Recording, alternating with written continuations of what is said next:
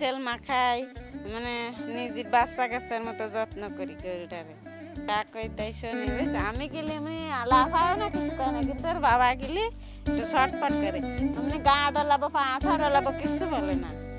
সাথে একটা ভালো সম্পর্ক হয়েছে গরুটা, আমার সন্তানের মতো দেখি। ওর বউ ভালো শান্ত হয়ে, মানে যা খাতে দিই তা তো খায়। এ ছোট থাকতে মানুষ করতেছে আমাকে বাড়ি, বুঝছো তো, ছেলে মেয়ের মতো, মানে আমরা যা খাওয়াই তাই খাওয়াই নে, চেষ্টা করি খাওয়াই।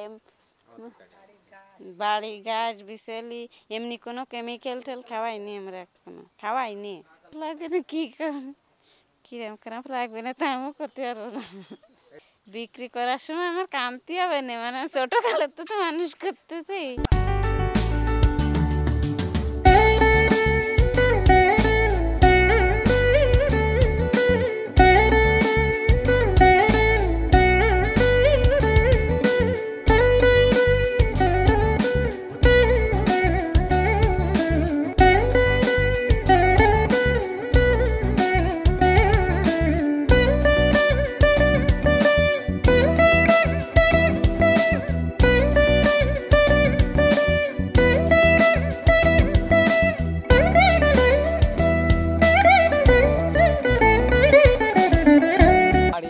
করতে করতে ওটা দাম দেয় না, বেশি দালালেরা আসে।